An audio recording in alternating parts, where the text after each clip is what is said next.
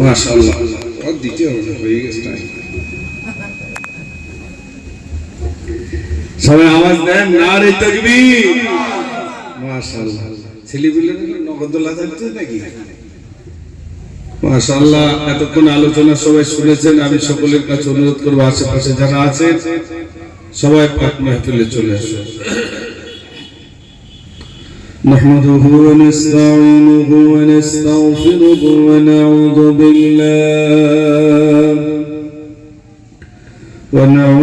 بالله من شرور أنفسنا ومن سيئات أعمالنا من يهده الله فلا مضل له ومن يضلله فلا هادي له ونشهد أن لا إله إلا الله وحده لا شريك له ونشهد أن سيدنا وحبيبنا وسندنا ومحبوبنا ومرشدنا ومولانا محمدا عبده ورسوله أرسله بالحق بشيرا ونذيرا وداعيا إلى الله بإذنه وسراجا منيرا فقد قال الله تبارك وتعالى في كلامه المجيد وفي الفرقان الحميد إن الله وملائكته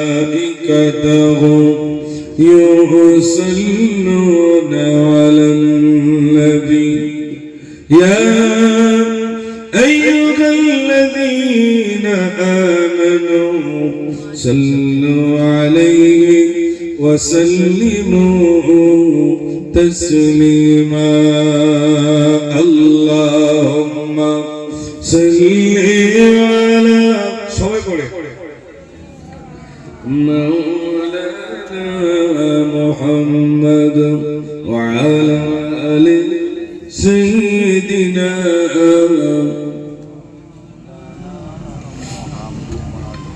হুজুরে বলেছে যে দরুদ শরীফ একদম পড়তে যাওয়া, তাই তো নাকি? এতক্ষণ মিলাদ শুনি যা বোঝা গেল যে দরুদ শরীফ পড়বা। এটা সবাই মিলে সমস্বরে একটা আওয়াজ দিয়ে পড়েন আল্লাহুম্মা সাল্লি আলা, সবাই পড়ে মাওলানা মুহাম্মদ ওয়া আলা আলি সাইয়্যিদিনা একদিন তোমারি নাম মসজিদে হবেলা তৈরি দেখো তৈরি রেখো কবরের মাল সামান একদিন তোমারি নাম মসজিদে হবেলা আল্লাহুম্মা সাল্লি আলা, সবাই পড়ে মাওলানা মুহাম্মদ ওয়া আলা আলি সাইয়্যিদিনা সাল্লাল্লাহু আলাইহি ওয়াসাল্লাম। সম্মানিত আজকে সভা, সবাই একটু কমিয়ে দেন ভাই, হ্যাঁ ঠিক কমান না, ঠিক বুঝতে হবে। সম্মানিত আজকে সভা স্বনামধন্য সভাপতি সাহেব, বিশেষ করে আমার পূর্ববর্তী বক্তা জনাব হযরত মাওলানা আব্দুল মাতিন সাহাব এবং সামনুপবিষ্ট জ্ঞান পিপাসু দিনদার ইমানদার আল্লাহওয়ালা ভাজির ভাইরা, আল্লাহ সুবহানাহু ওয়া তাআলার প্রতি প্রশংসা যে আল্লাহ আমাদেরকে দুনিয়ার সমস্ত কর্ম থেকে দূরে রেখে তার পুত পবিত্র ধর্মসভায় বসার মতো, শোনার মতো, বলার মতো জাল্লা সুযোগ করে দিয়েছেন। সেই মহান স্রষ্টার প্রতি শুকর আদায় করি। সবাই সমস্বরে, ভক্তি ভরে, প্রাণ ভরে উচ্চ আওয়াজে বলি আলহামদুলিল্লাহ। সবাই মিলে বলেন আলহামদুলিল্লাহ।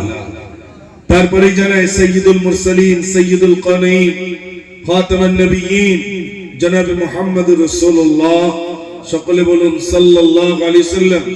তার প্রতি অগণিত দরুদ ও সালাম বর্ষিত হোক। সকলে বলুন আল্লাহুম্মা আমিন। আমি মনে হয় বছর তিনিক আসছি নাকি ভাই? বছর তিনিক আসছি, মানে পর পর। এর আগে দুবার এসেছি মনে পড়লো, আর এই একবার, তিনবার। এখন রাস্তার একটা উন্নতি ঘটেছে। ঘটেছে না ঘটেনি ভাই? ঘটেছে। আর আপনাদের জলসার একটা উন্নতি ঘটেছে। আগে যেরকম হারে চলতো তাছাড়া একটু বড় হয়েছে।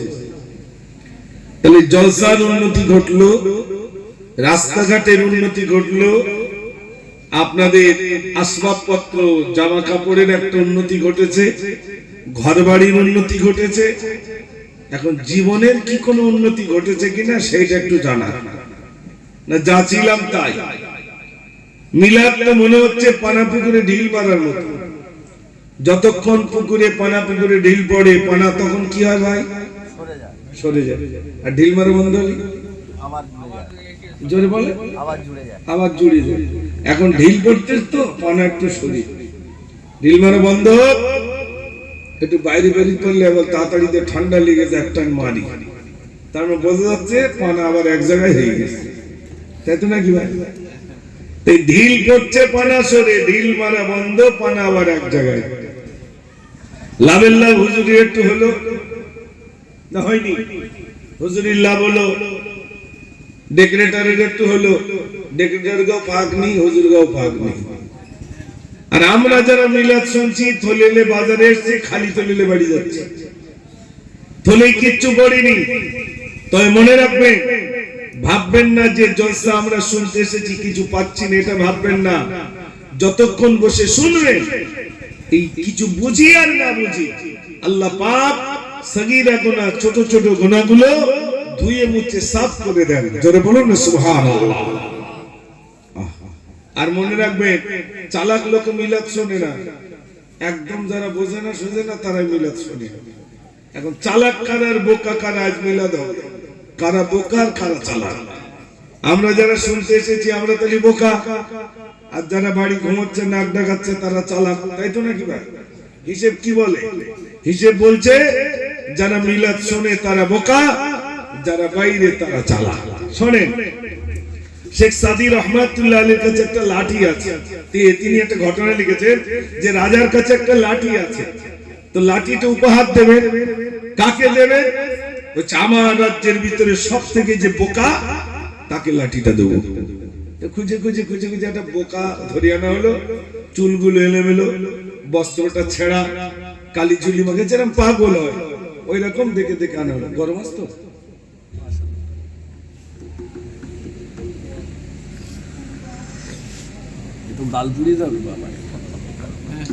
যাই হোক, কি বলছিলাম, রাজামশাইয়ের হাতে লাঠি, তো লাঠির উপহার দেবেন কাকে? রাজ্যের সব থেকে বোকা লোককে ডেকে আনা হলো। হ্যাঁ বোকা, তুমি এসেছ, এই নাও লাঠিটা তোমাকে দিলাম। তবে শোনো, তোমার থেকে কয়েক ডিগ্রি বোকা যদি বেশি দেখতে পাও, লাঠিটা থাকে দিয়ে। ঠিক আছে, লাঠি নিয়ে চলে গেছে। 1 বছর 2 বছর পরে আসলো, মনে হলো রাজ দরবার থেকে একটা লাঠি এনেছিলাম, একটু ঘুরে আসি না রাজার কাছ থেকে। রাজার দরবারে এসেছেন, দেখছেন বহু মানুষ। কি ব্যাপার? বলছে জানো না? বলছে না। বলছে রাজামশাই মরে যাচ্ছে। বলো কি? বলছে হ্যাঁ। সকলকে উপেক্ষা করে রাজার কাছে এসেছেন। রাজামশাই কি হয়েছে? বলছে মরে যাবো। মরে কোথায় যাবেন? বলছে কবরে যাব। তো কবরে যাবেন, তো বালিশ কাটা নিয়েছেন? বলে বোকারে, কবরে কি আর বালিশ কাটা লাগে? তো রাজামশাই খাট নেবেন না, আপনি তো নিচে শুতে পারেন না। বলছে বোকা তুই চলে যা, কবরে খাট লাগে না। রাজামশাই সিংহাসন নেবেন না, নইলে বিচার করবেন কোথায়? বলছে বোকা কবরে সিংহাসন লাগে না, তুই চলে যা। বোকা তখন বলছে রাজামশাই 60 বছর জিন্দেগিতে দুনিয়ার খাট বানিয়েছেন, দুনিয়ার সিংহাসন বানিয়েছেন, দুনিয়ার কেতাবালিশ বানিয়েছেন, কিন্তু কবরের সরঞ্জাম তৈরি করতে পারেননি। আমি বুঝেছি আমার থেকে যদি কয়েক ডিগ্রি বোকা বেশি থাকতে হয় সেটা আপনি, লাঠিটা আপনি নেন। বুঝতে পারেননি ভাই? আপনার এখানে তো অধিকাংশ গরিব মানুষ, তাই তো নাকি ভাই? বিরাট 3-4 তলা আছে এখানে, হাত তোলেন। 4 তলা বাড়ি কার আছে? 3 তলা, 2 তলা নেই। যে কটা আছে এখনো জানলা লাগাতে পারি না। ঠিক বলছি না ভুল বলছি? গরিব, গরিবদের ফ্যাসিলিটি আল্লাহ রাব্বুল আলামিন গরিবদের জন্য একটা ফ্যাসিলিটি দিয়েছে। গরিবরা ধনী ব্যক্তিদের থেকে 500 বছর আগে দয়ার জান্নাতে চলে যাবে। একটু জোরে বলুন না সুবহানাল্লাহ। একটু জোরে হবে না সুবহানাল্লাহ? গরিব করে কে রেখেছেন? নরেন্দ্র মোদী না মমতা? একটু কথা বলতে হবে আমার সাথে। কে গরিব করে রেখেছে? আল্লাহ। আল্লাহ কেন গরিব করে রেখেছেন? আল্লাহ বলছেন, বান্দা আমি তোমাকে গরিব করে রেখেছি এই কারণে। ওই দোকানপাট মানে সব চাকানা বন্ধ হয়ে গেছে, এবার বাড়ি যাচ্ছে, তাই আওয়াজ হচ্ছে তো নাকি? দেখেছেন ওখানে মিলাদ শেষে বাড়ি যাচ্ছে, আওয়াজ দিয়ে যাচ্ছে, আমি যাচ্ছি। ওই দেখো যেদিক যা হয় হোক আমার বাড়ি যেতে হবে। যে মিলাদ হচ্ছে একটু আসতে টান মারি হবে না। ওই দেখো চলবে ওখান থেকে, কি আশ্চর্য। আর দেখে দেখে আপনারা মিলাদের সাইট ওইসব রেখে দেখে দোকান আগে না মিলাদ আগে ভাই? একটু জোরে বলে। ওই মিটিংটা হোক দিন দেখি। দোকান যদি না হয় মিলাদে আমি নি। ওরে বাবা, দোকান যদি না বসে মিলাদে আমি নি, নগদতলা বসাতে হবে মিলাদে, তাই তো? একটু জোরে কথা বলে। কে শিখিয়েছেন নগদতলা বসাতে হবে? এ তো মেলায় পরিণত হচ্ছে ভাই। মিলাদ দিলে সওয়াব, মিলাদ দিলে গুনাহ। নামাজ পড়লে সওয়াব, নামাজ পড়লেও গুনাহ। বিনা ওযুতে নামাজ পড়বেন, সওয়াব হবে তো? কথা বলে না। বিনা ওযুতে নামাজ পড়লে সওয়াব হবে, কি হবে? গুনাহ হবে। এই মিলাদ দিয়েছে আল্লাহর সন্তুষ্টির জন্য, তাই তো নাকি? আল্লাহর সন্তুষ্টির জন্য মিলাদ দিয়েছে।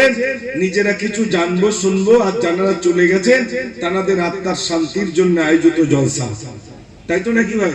তাতে নগদতলা বসাতে হবে? এটা তো ঠিক না ভাই। তাতে আমার আনেন আর নাই আনেন, আমি বলে যাচ্ছি মেলায় পরিণত করবেন না দয়া করে। যদি মেলায় পরিণত হয়ে যায় সব শেষ হয়ে যাবে। আর যদি এটা সত্যিকারের জলসা হয়, জলসার মতো জলসা দিতে হবে।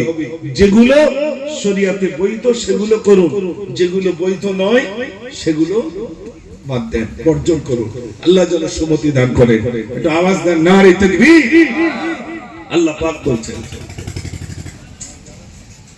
কুল্লু কানাল বাহরু মিদাদান লিকালিমাতি রাব্বি লানাফিদাল বাহরু ক্বাবলা আন তানফাদা কালিমাতু রাব্বি ওয়ালাউ জিনা বিমিসলিহি মাদাদা।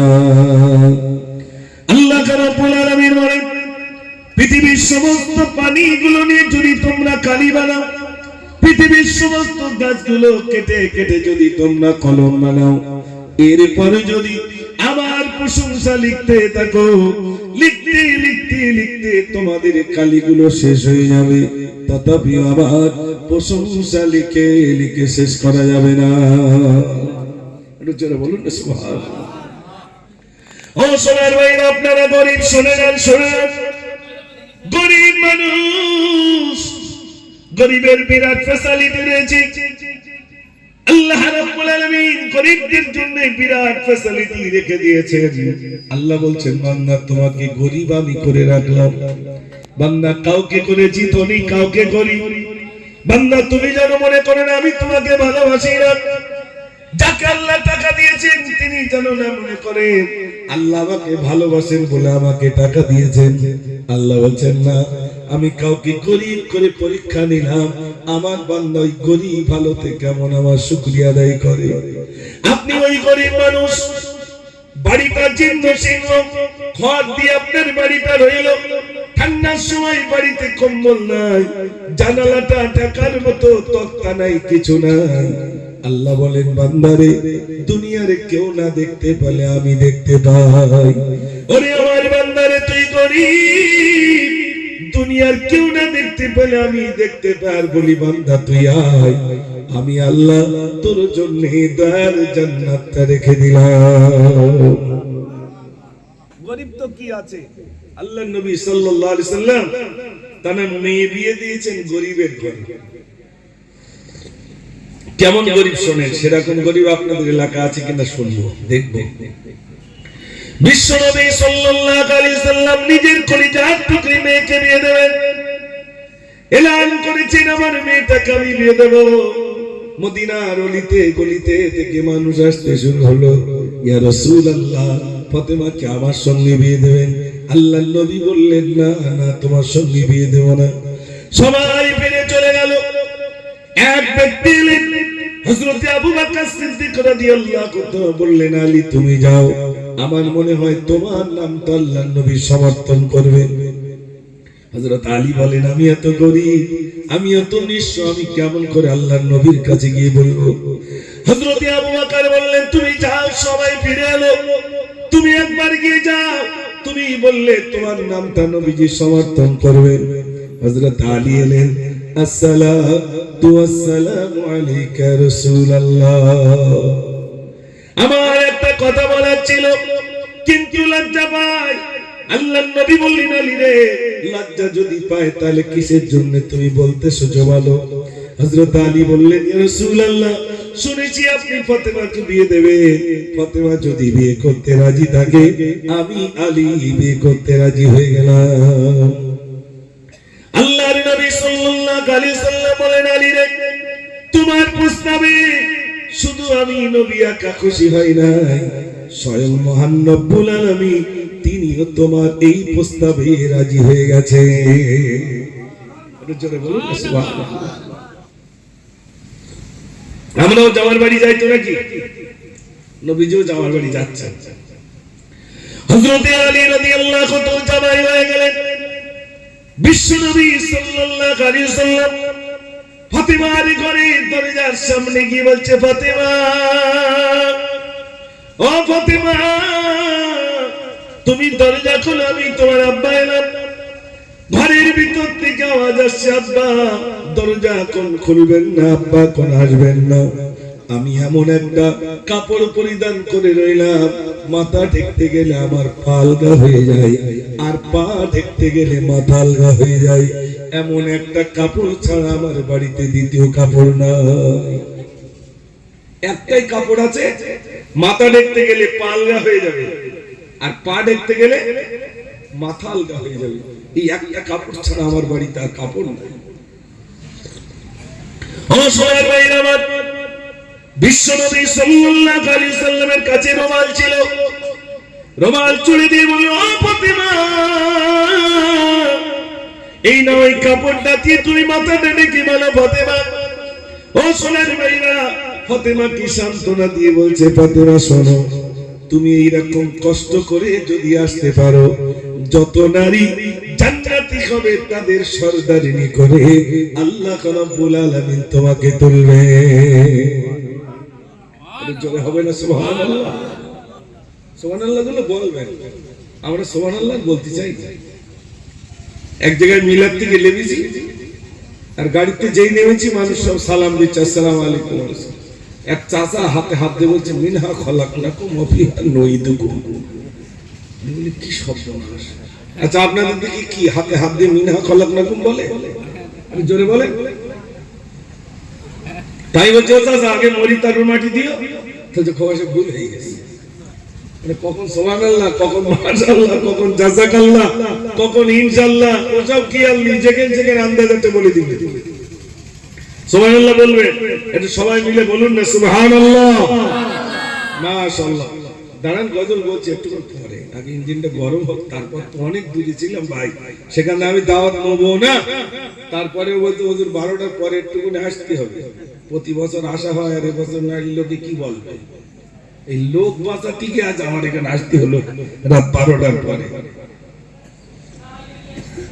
ভাইরা আসুন, আমি বলছিলাম গরিবের বিরাট মর্তবা ভাই। আপনার পাশে যদি ধনী ব্যক্তি থাকে, ওই ধনী ব্যক্তি হলেন গরিবের ব্যাংক।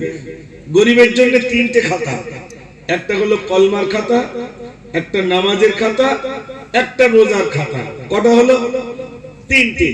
ধনী ব্যক্তি হলে পাঁচটা খাতা, যেই টাকা হবে একটা হজের খাতা, আর একটা কি জোরে বলে যাকাতের খাতা। খাতা কম, হিসেব কম। খাতা বেশি, জোরে বলে হিসাব বেশি। তার মানে খাতা কম, মার কম।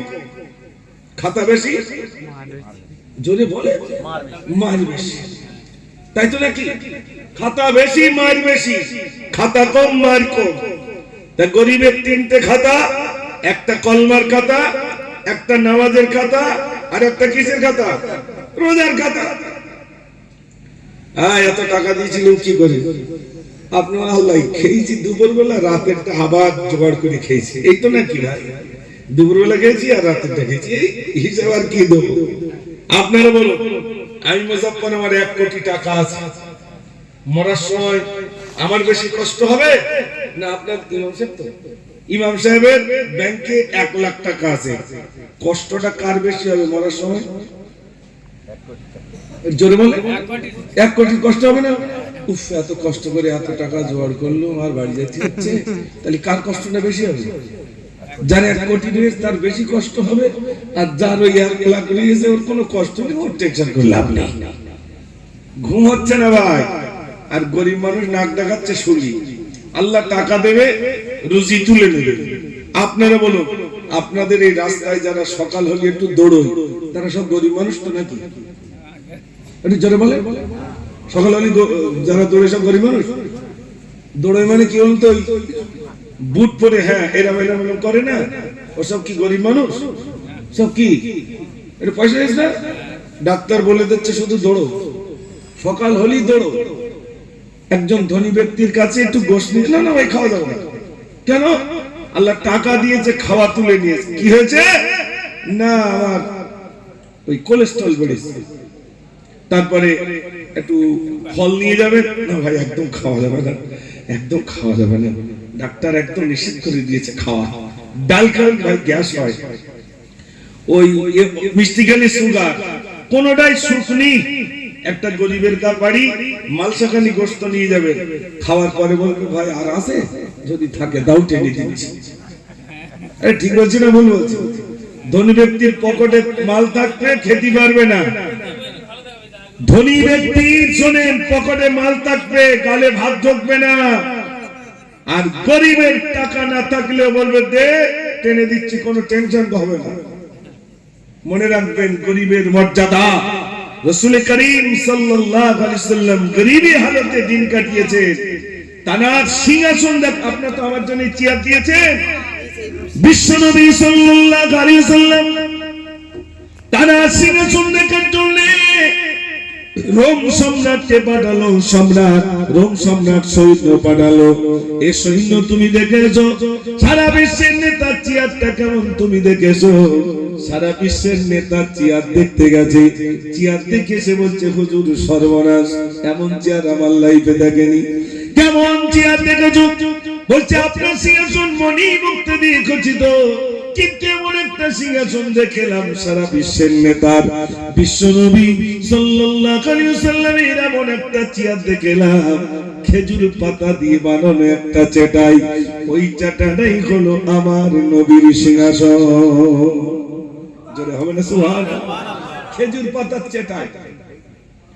বিশ্বনবী সাল্লাল্লাহু আলাইহি ওয়াসাল্লাম খেজুর পাতায় শুয়েছে। আর খেজুর পাতা শুলে তো পিঠে দাগ লাগে না ভাই? সেই যে যাতে আমরা ধান সিদ্ধ হতো আগে, ওই চেটাই তো শোয়া হতো আগে, আর পিঠে সব দাগ।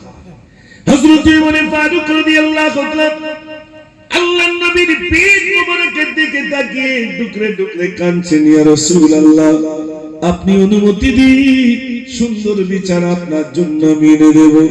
আল্লাহর নবী বললেন এক মুষ্টি বালি তুললেন সাবারে, যদি বলি সোনা হয়ে যাও সোনা হয়ে যাবে, কিন্তু এগুলো আমার প্রয়োজন নাই, আল্লাহ আমাকে পাঠিয়েছেন ওয়া মা আরসালনাকা ইল্লা রাহমাতাল লিল আলামিন। একটু জোরে বলুন না সুবহানাল্লাহ। গরিব তো কি আছে, গরিবের কাছে জিজ্ঞেস করবেন ভাই কেমন আছেন, গরিব বলবে আলহামদুলিল্লাহ ভালো আছি, বলবে না? বলবে না? বলবে। যদি বলে অন্য কিছু খরটা পাচ্ছ না, বল ভাই ওসব কথা বললো না, মোটামুটি ভালো আছি। ঘর পেয়েছো কিনা ওসব বললো না। এই তো আপনার এখানে আছেন অনেকেই, এখন ঘর ঢুকছে না ভাই, আর শুধু বলছে ভাই আমার একটা ঘর দাও, ভাই একটা ঘর দাও। সারা লোকের ঘর আসতো, আমার একটা ঘর আসবে। আপনি মানুষের কাছে চাচ্ছেন কেন?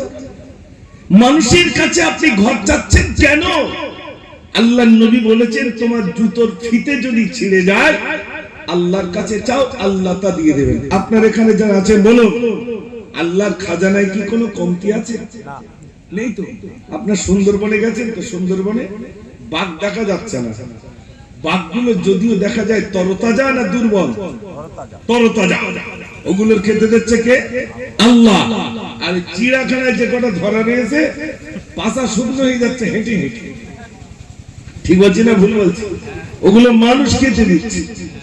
মানুষ খেতে দিলে পাছা শুকনো হবে। আল্লাহ বলছে বান্দা আমার খাজানায় কোনো কমতি নাই, কোনো ঘাটতি নাই, বান্দা তুমি চাও আমি আল্লাহ তা পুরা করে দেব। একটু জোরে বলুন না সুবহানাল্লাহ। খেতে দেওয়ার মালিক কে? আল্লাহ।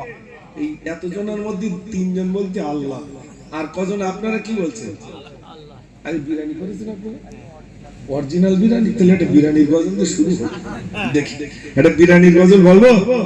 ওই শুনবেন আপনারা? ওই দেখে একবার তাকবীর জোরে একটা ছেড়ে গেছে আওয়াজ দেন দিন, নারী তাকবীর। ও আর যদি বলো তো আমার নেতা তোমার নেতা, এত জোরে বলতো খোড়া মানুষ লাপাতো, ইয়া করেঙ্গা ত্যাগ করেঙ্গা।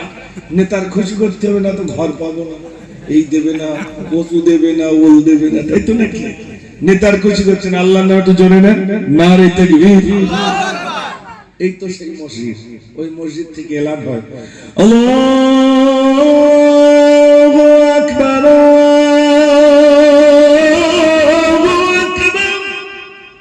আল্লাহ মহান, আল্লাহ বড়।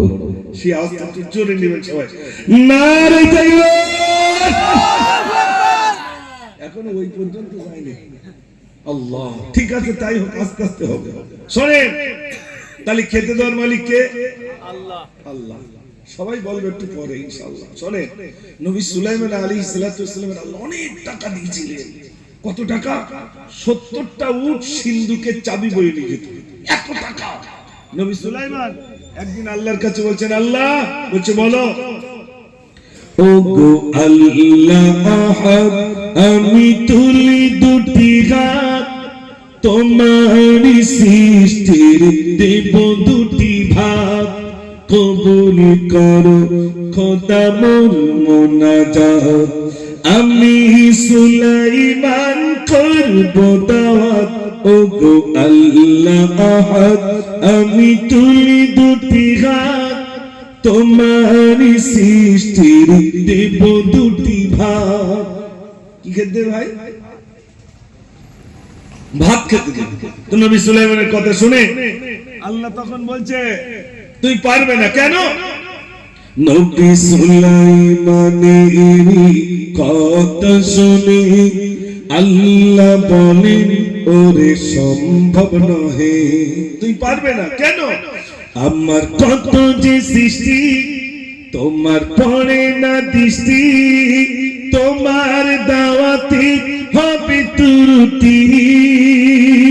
ও গো সুলাইমান করো না দাওয়াত, সৃষ্টির কোলে ওরে আমি আহাদ। তুই পারবে না খেতে দিতে। নবী সুলাইমান বলছে আল্লাহ এত টাকার মালিক, আমি খেতে দিতে পারবো না? 70টা উট সিন্ধুকের চাবি বয়ে নিয়ে যায়। আল্লাহ বলছে তাহলে এক কাজ করো, এক সাজে দিলাম, হয় দুপুর বেলা নয় রাতের বেলা। আল্লাহ এক সাজের অনুমতি দিচ্ছেন, একদিনের না। আল্লাহর অনুমতি দিচ্ছেন, অনুমতি সুলাইমান তোমায় দিলাম, খানা পাকাও তুমি যাবে মেহমান। যা অনুমতি দিচ্ছি রান্না করো। তা কোথায় রান্না হবে? সমুদ্রের পাশে বিরাট ময়দান, তপ্তে উড়িতেছে নবী সুলাইমান। আল্লাহ তক্তা দিলেন, এটা মুজিজা। তক্তায় ভাসছেন, এক দুদিন নয়, 6 মাস ধরে রান্না হচ্ছে। শোনেন আমার দিক তাকান, কমাস ধরে রান্না হচ্ছে 6 মাস। হঠাৎ এক কুটুম এসেছে, এক মেহমান এলো, বলে খিদে মোর পেল, নবী সুলাইমান কোথায় মোর বলো,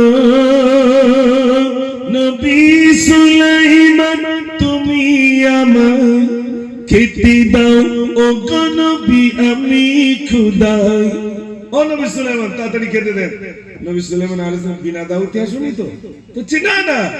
খোদার দেশে আমি এসেছি, দাওয়াত করেছো মোদের আমি শুনেছি, সবার আগে ওগো খেতে দাও আমায়, মৎস্য মেহমান বলছি তোমার। কুটুম কে ভাই? মাছ কুটুম হয়ে এসেছে খেতে। নবী সুলাইমান আলাইহিস সালাম বলছেন, ওগো তাই যদি হয় খানা খাও ভাই, খানা খাই মৎস্য আর শীতানাই, ওগো নবী আর খাদ্য কোথায়, খেয়ে ফেলিলাম আমি এক লোকমা। জোরে বলুন না সুবহানাল্লাহ। 6 মাসের রান্না, 1 মাস একে গালে খেয়ে বলছে আচ্ছা একটা কুটুম এসে একে গালে খেলে। নবী সুলাইমান কুটুমটাকে ডাকছে, কুটুম শোনো, আশা ছিল মনে খাবে গো সবাই, কেমন খেলে মৎস্য বলিবে আমায়। আমার ইচ্ছা ছিল সকলকে খেতে দেব, তুমি এক এক কি করে খেয়েছো একটু বলবে? কুটুম তখন বলছে, আমি এখনো ভুখা, খেলাম 1 লোকমা, প্রতিদিন খোদা দেয় 3 লোকমা।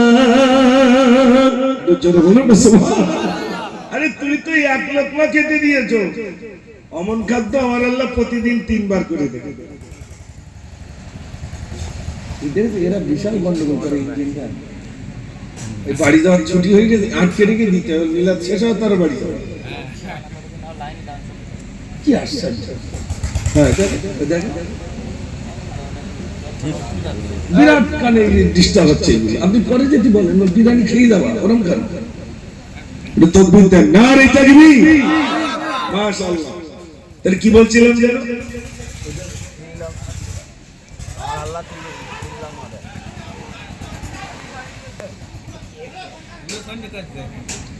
ও বিলের দিকে রেখে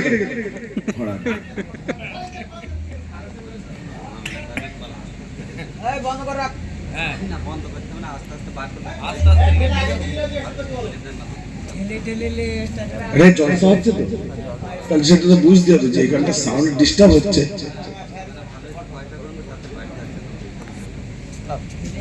একটু ঘুমটা আমার একটু ভেঙে যাক, শয়তান সব ঘুম পাড়াচ্ছিল, হাত পা টিপে দিয়ে বলে ঘুমো।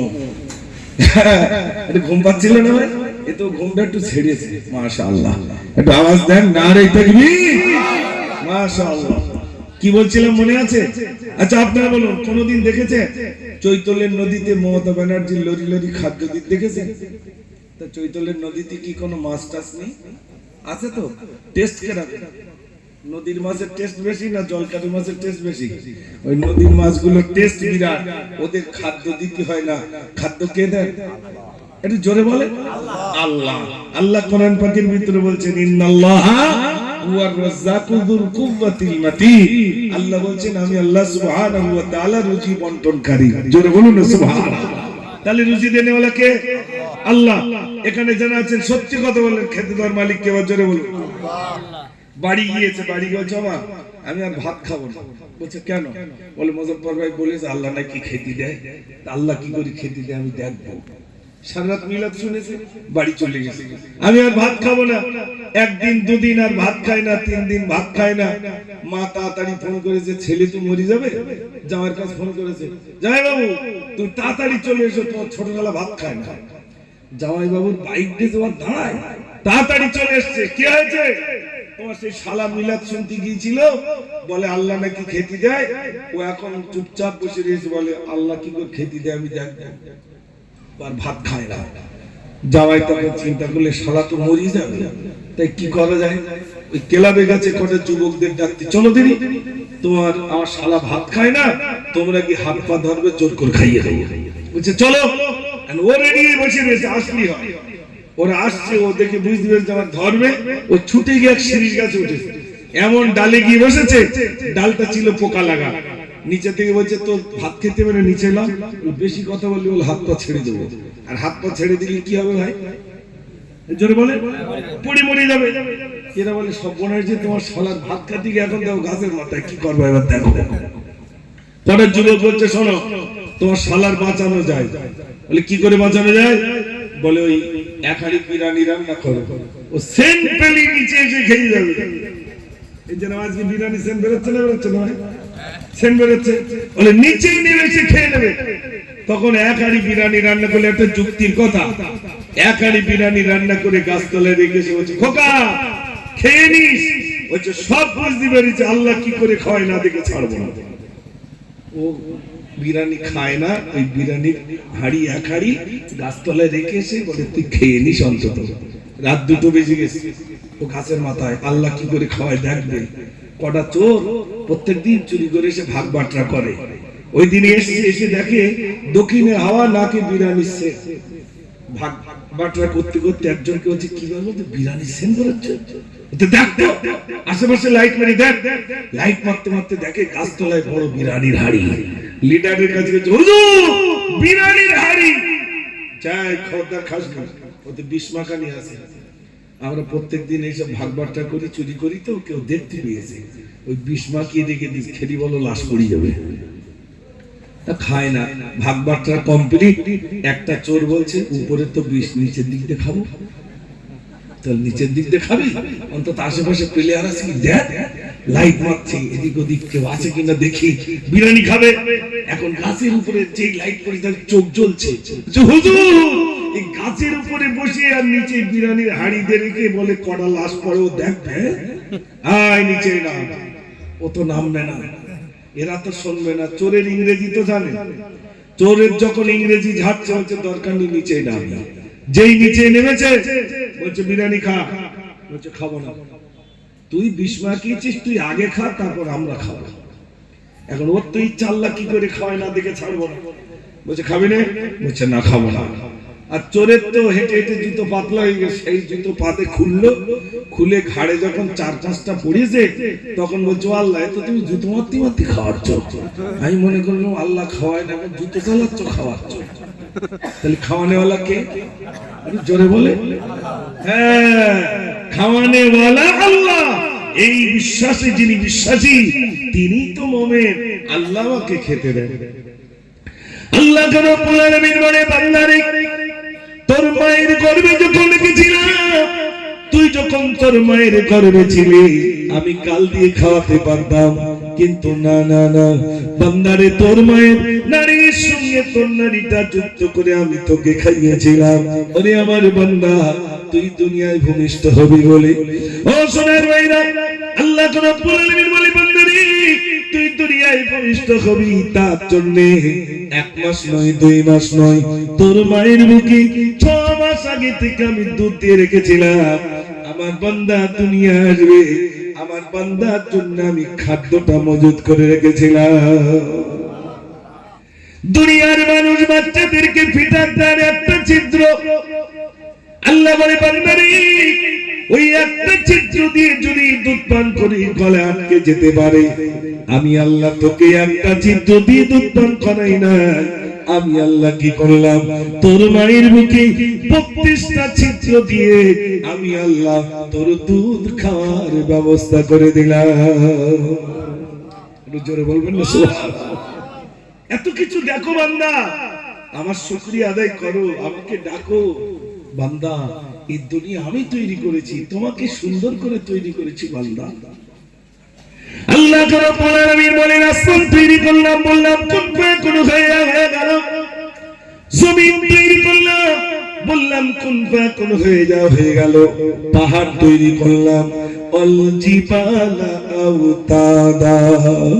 আল্লাহ রাব্বুল আলামিন বলেন ওই পাহাড়কে আমি পেটের মতো গেড়ে দিলাম, যা কিছু তৈরি করেছি, বান্দা শুধু বলেছি কুন ফায়াকুন হয়ে গেল। কিন্তু যখন মানুষ তৈরি করলাম, কুন ফায়াকুন দিয়ে তৈরি করে নাই, বরং আমার কুদরতি হাতে আমি আমার বান্দাদেরকে বানালাম। কত সুন্দর করে আল্লাহ বানিয়েছে। এখানে যে কজন আছেন, কারোর মুখের সঙ্গে কারোর মুখের মিল আছে ভাই? নেই, মিল নেই। আল্লাহ বলছেন এরপরে আমি কাউকে গরিব করেছি, কাউকে ধনী করেছি বান্দা, কাউকে ছোট করেছি, কাউকে লম্বা করেছি, কাউকে কালো করেছি, কাউকে সাদা করেছি, কাউকে চোখ দিয়েছি, কাউকে দেয়নি, কাউকে হাত দিয়েছি, কাউকে হাত দেয়নি, কাউকে পা দিয়েছি, কাউকে পা দেয়নি। কেন? বান্দা যাদের দেয়নি তাদের দিকে শিক্ষা নাও, আমি তোমাকে ওই রকম করতে পারতাম, কিন্তু তাছাড়াও আমি তোমাকে সুন্দর করে তৈরি করেছি। একটু জোরে বলুন সুবহানাল্লাহ। তাহলে আমাদের সুন্দর করে তৈরি করেছেন কে? আল্লাহ। আচ্ছা, এত সৃষ্টির সেরা করে আমাদের তৈরি করেছেন, তাই তো? আচ্ছা, আপনার দিকে নতুন ওই ছেলে বিয়ে করে আনলে নতুন বউ দেখতে যায় কারা? ছেলেরা বেশি যায় না মেয়েরা বেশি যায়? জোরে বলে। মেয়েরা দেখতে যায়। মেয়েরা দেখতে এসে দেখে থেকে বলে কান্ডা একটু ছোট মতো, আর এই নাকটা যেন একটু বেকা মতো ভতা মতো। দুনিয়ার কালো কি দেখে বিয়ে করিস আল্লাহ জানে, মনে টাকার জ্বালায় বিয়ে করিস। আচ্ছা, তৈরি করেছে কে? ভুল ধরছে কে? একটু জোরে বলে। ভুল ধরছে মানুষ। নাকটা ভতা মতো, কানটা ছোট পেনা। আরে সর্বনাশ, এত জ্বালা। আল্লাহ এত কিছু তৈরি করেছেন। তৈরি করার পরে আল্লাহ বলছে বান্দা আমার তৈরি করার ভিতরে কোথাও ত্রুটি আছে কি দেখো তো। আল্লাহর এক নালায়েক বান্দা বট গাছ তলায় শুয়ে পড়ে বলছে আল্লাহ, খেজুর গাছ যেরকম ফলটা সেরকম, তাল গাছ যেরকম ফলটা সেরকম, নারকেল গাছ যেমন ফলটা তেমন, বেগুন গাছ যেমন ফলটা তেমন। প্রত্যেকটা গাছের সঙ্গে ফলের সামঞ্জস্য আছে। বিরাট মোটা বট গাছ, ফলগুলো ছোট ছোট। আল্লাহ এই জায়গায় তোমার একটু ভুল হয়ে গেছে। কার ভুল ধরলো ভাই? আল্লাহ। বট গাছ তলায় শুয়ে পড়ে পড়ে আল্লাহর ভুল ধরেছে। অনেকটা উঁচু থেকে একটা বট ছিঁড়ে এসে নাকের ডগায় ঠস করে পড়ে, নাক তখন জ্বলে উঠেছে। তখন বলছে আল্লাহ, বটটা যদি নারকেলের মতো সাইজ হতো আর ও যদি ছেড়ে পড়তো এতক্ষণ আমি শেষ। আল্লাহ, তোমার সৃষ্টির ভিতরে কোনো ত্রুটি নাই, বরং তুমি নিখুঁত করে তৈরি করেছো। জোরে বলুন সুবহানাল্লাহ। কত ত্রুটি আছে ভাই? নেই। রাত বেশি করবো না, একটার মধ্যে শেষ করে দেবো ইনশাআল্লাহ, তাই তো নাকি? বেশি রাত করে লাভ নেই। সারা রাত মিলাদ শুনে ফজরের নামাজ কাজা, এমনি মাঠ চলবে খুব জোর, তাই তো নাকি? হ্যাঁ, বেশি রাত হবে না।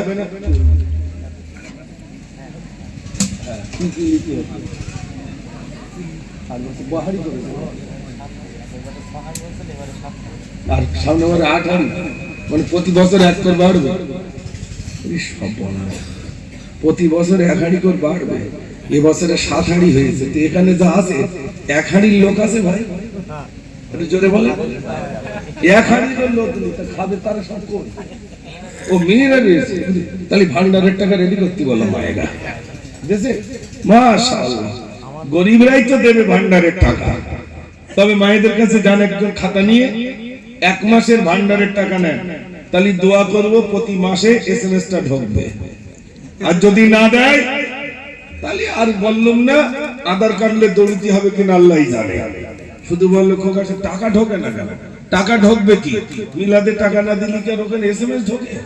এই জন্য আমি 7 হাড়ির প্রথম হাড়ি, 1 নম্বর হাড়ির চালটা কে দেবেন একটু হাত তোলেন তো। ইনশাআল্লাহ আমি দেবো। যিনি গরিব, এরকম একজন গরিব ভাই বলতে পারবেন আমি দেবো। প্রথম নম্বর হাড়ির চাল। আমার দিক তাকান, আমার দিক তাকান। প্রথম নম্বর হাড়ির চালটা দেন। উপরে যদি না হয় যান, নিচে লাফি না হয়, আমার রেকর্ড আছে। উপরে যদি না হয় আমি নিচেই লাফি। আমি প্রথমে জাল ফেলে দেখি, যদি না হয় পালা তুলে বেড জাল, আর বেড জালে যদি না হয় পুকুর ছেঁচে ফেলি। এটা আমার পুরো একদম সব জানা আছে। পুকুর ছেঁচে ফেলবো ভাই, তাহলে মাছ ধরে বাড়ি যাবো। একটু বলেন প্রথম নম্বর হাড়ির চালটা কে দিচ্ছেন বলুন।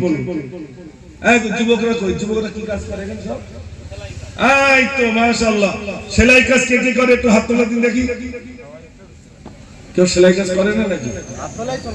কি আশ্চর্য, কিন্তু হাত তোলেন। এই তো কই হাত তোলো, হাত তোলো। একটা দুটো তিনটে, তিনটে, আর কেউ নেই? আর এদিকে এদিকে সব কি কাজ করে? মুখ টুক ঢেকতিস কেন? সব সেলাই কাজ করে তো। কি আশ্চর্য! তোমরা তো দেবে কেন? সেলাই কাজ যারা করে তাদের টাকা আল্লাহ বরকত দেবে, ওইসব যুবকরা দেবে টাকা ইনশাআল্লাহ। বলে কে আছেন প্রথম হাড়ি চালতে? বলে তাড়াতাড়ি বলে। একটা যুবক বলেন প্রথম নম্বর হাড়ির চালটা আমি দেবো ইনশাআল্লাহ। আল্লাহ তার ভালো রাখবে, সুখে রাখবে। বলে তাড়াতাড়ি বলে, বেশি দেরি করতে পারবো না। তাড়াতাড়ি হাত তুলতে হবে। এই কোথায় যাচ্ছিস? কই বলো বলো, তাড়াতাড়ি বলো, তাড়াতাড়ি বলো। এই গত বছরে যারা দিয়েছিল তাদের নাম নেই নাকি? গত বছরে যারা দিয়েছিল তাদের নাম আছে? হাজিরি করি নাই, নাম ধরে ডাকি, কোথায় রয়েছে দেখি। কই তাড়াতাড়ি বলে। এই ভিতর থেকে একজন বলে প্রথম নম্বর হাড়ির চালটা কে দেবে? মনে হচ্ছে দেবো না, দেবো না, এরা মনে হচ্ছে না। শয়তান বলতেছে একদম দিস নি। কই হাত তোলো, হাত তোলো, তাড়াতাড়ি বলে।